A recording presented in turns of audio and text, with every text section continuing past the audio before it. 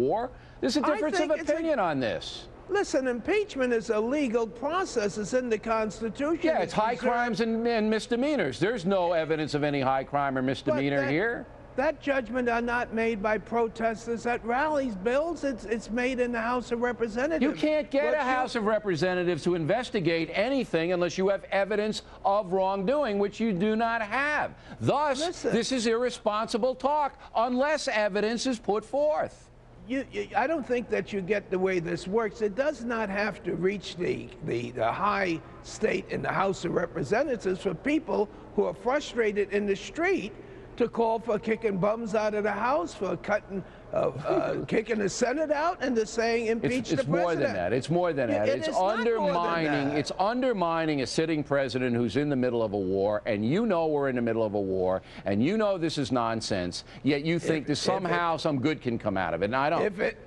Not that good is going to come out of it. That you are not going to restrict people who believe that the president is not obeying the Constitution as they see it, not to be able to scream out for anything. There's not a shred of evidence to back up that opinion. That's why you have the House of Representatives. They're not asking anyone except the House to do it. We're the only one that can impeach. And you're not going to do it. There's nobody in the House going to do that outside of Maxine Waters. There's nobody going to do it. No one who knows Dick Cheney is thinking about impeaching George Bush. So you should be on my side and say these people are diverting attention from the serious problems that we need to solve here. I hope I never reach that point, Bill. That you're on my side? No, that people in the street cannot scream and give You can scream all you want, but I'll scream back that you're nuts. But I'm not screaming at you. I'm saying people have a right to say impeach the president without you getting frustrated. I'm not frustrated. I'm just calling it what it is. This is the no-spin zone. It's insane. That's different. It's insane. If you have your no-spin zone, don't have it at the expense of freedom of the speech, who people love this country and are screaming for impeachment for whatever reason. People in the United States of America are entitled to do that. No, they're entitled to do it, but I'm entitled to point out how foolish and misguided they are.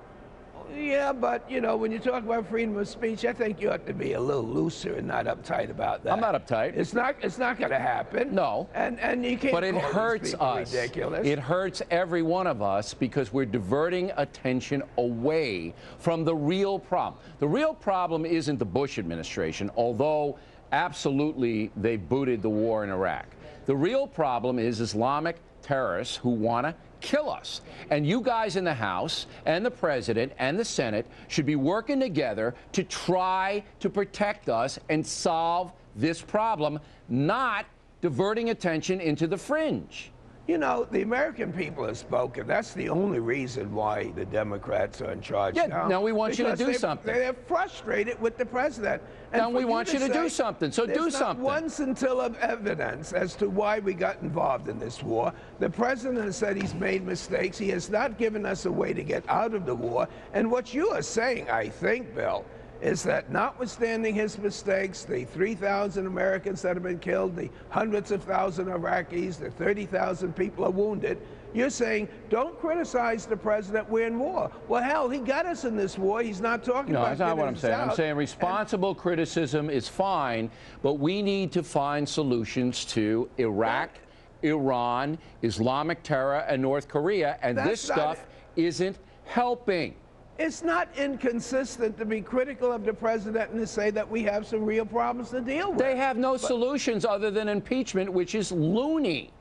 When you say they, the American people have no need to tell the president how to get out of this war. He got us in. He's the commander-in-chief, and he should be talking about ways to get us out. If the Brattleboro newspaper, which is, you know, off the chart left, cared about its country, which I don't think it does. I think it cares about hating Bush, hating Republicans, hating. Then the Brattleboro newspaper, in its editorial page, would say, this is what we should do in Iraq. This is what we should do in Iran. You know, Congressman, there was a big peace demonstration on Saturday.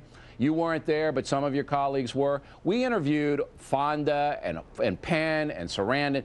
They didn't have one solution to one problem, Congressman, not one. And that's what I'm asking you and the members of the House to do in both parties.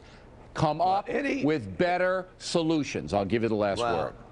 any newspapers that you find critical of President Bush, let's you and I go and burn those papers up and eliminate freedom of speech forever. And if you want to find the truth, listen to Bill O'Reilly in the zone where you don't have to worry about where you whether have no spin. wrong. And then you finally said spin. something that made sense, Congressman. We'd listen to me. I will guide everybody That's right. into the no-spin promised land. And with that, we'll sing together, God bless America. All right, Congressman Rangel, always good to see you, man. Thank you. Good to see you, Bill. Next on the rundown, a brutal fight in